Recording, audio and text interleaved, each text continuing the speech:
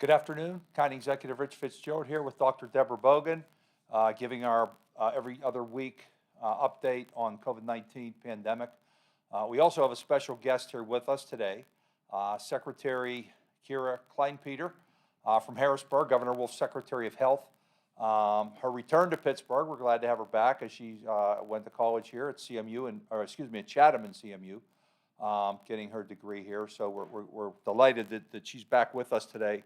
And I think the Secretary has a very strong message that's been out there publicly to talk about. And I know Dr. Bogan's going to talk about it in her remarks as well.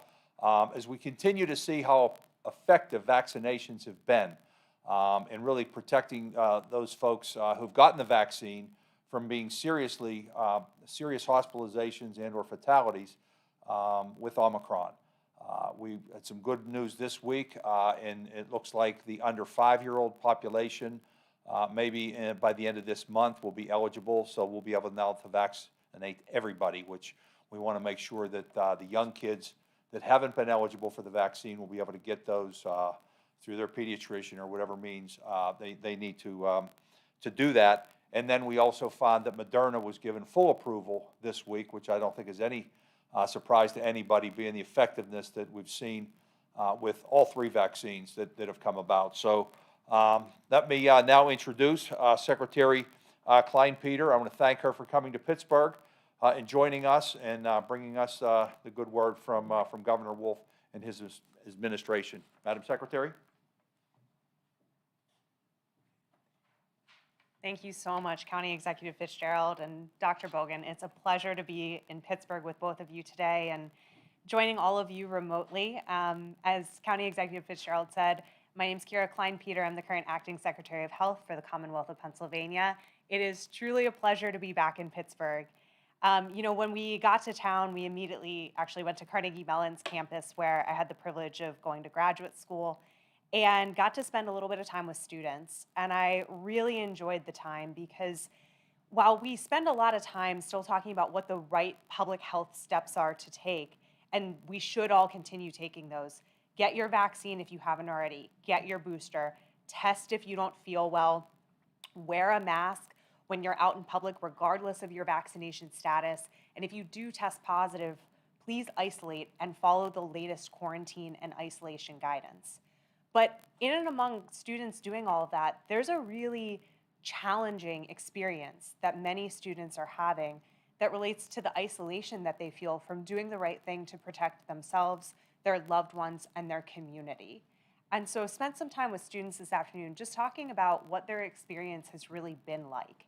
And I felt uplifted by the end of the conversation because hearing what the students and faculty are doing to support one another during this time is a message that's true for all of us.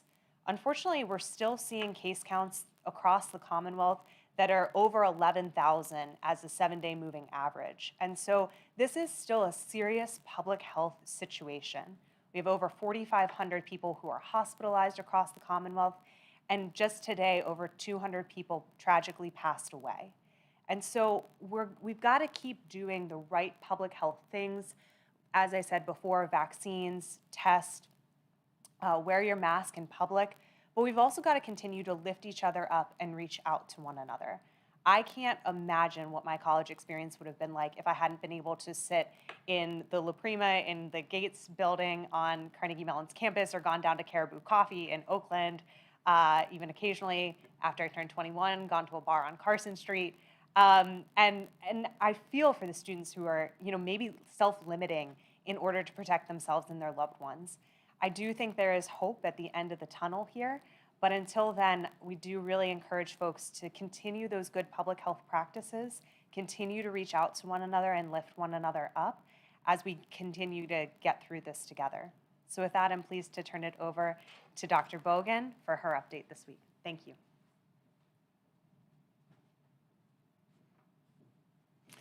Good afternoon, and thank you for joining us for our COVID-19 briefing. I'd like to welcome and thank Acting Secretary Kleinpeter for joining us today. As I do every briefing, I will start with the numbers, which bring a measured cause for optimism. Daily case counts have dropped for the past 3 weeks, from over 3,000, then 2,000 cases a day in early to mid-January to about 1,000 cases a day now, numbers that we haven't really seen since mid-December. The positivity rate, although still high, is declining. It is now about 24%, a 10% drop from the previous week. And hospitalizations are also on the decline. Deaths, however, remain tragically and unnecessarily high. In the last quarter of 2021, we had 534 Allegheny County residents die. And so far in January, we are aware of 236 deaths, now our deadliest month since the surge around the new year from 20 to 21, before we had vaccine.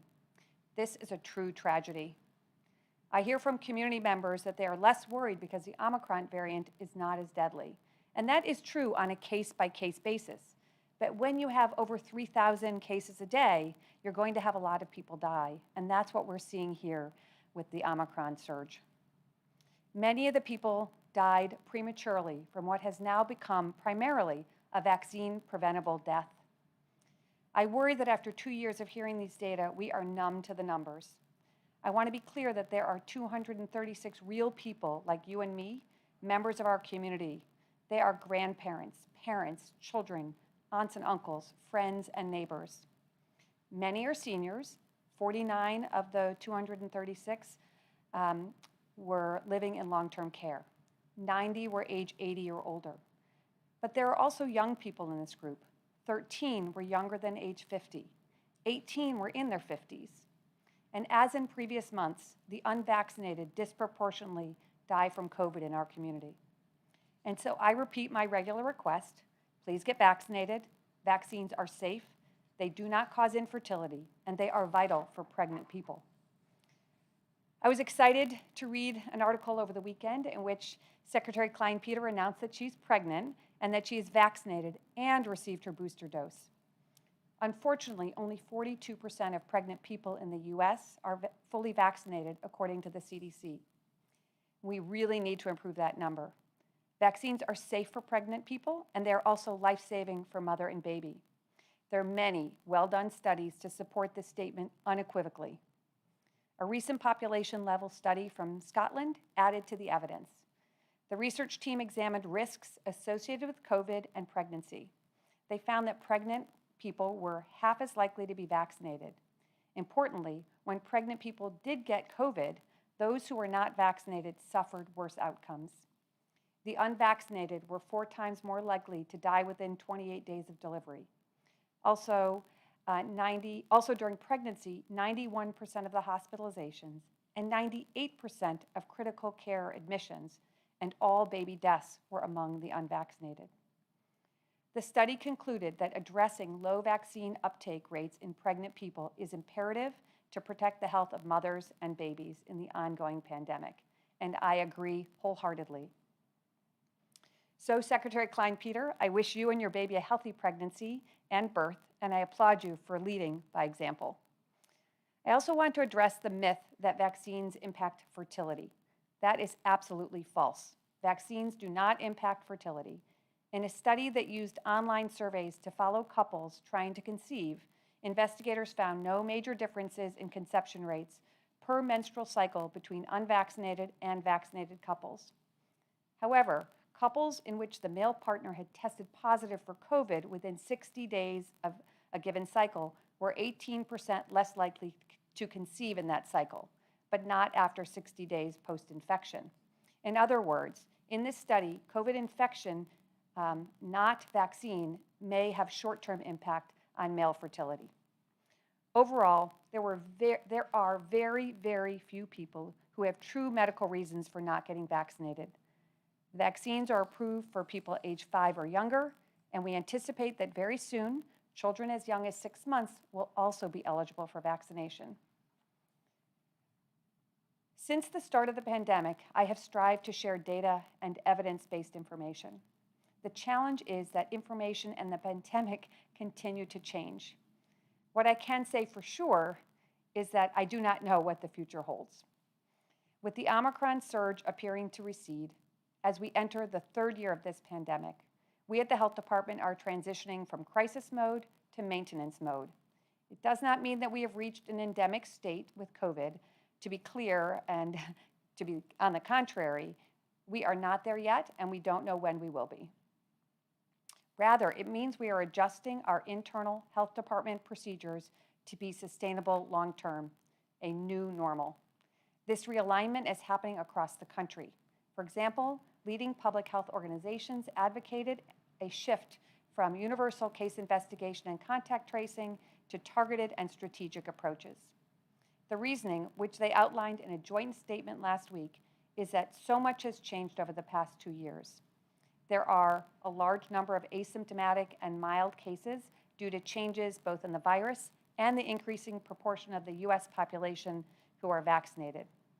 Many infections are never identified by public health agencies because persons with asymptomatic or mild cases might not get tested at all or are using at-home tests which are not reported to health departments.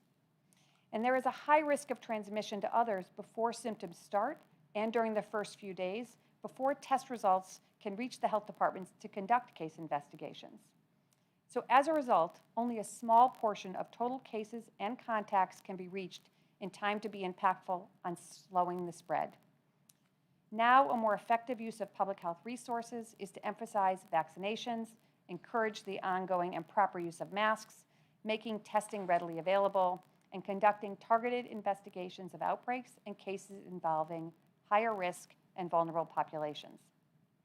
As I've reported in the past, we have been making this shift over the past couple of months at the health department. We are currently focusing our case investigations on those 65 and older and on outbreaks. We switched quite a while ago from daily to weekly reports with data to include reinfections and vaccination rates.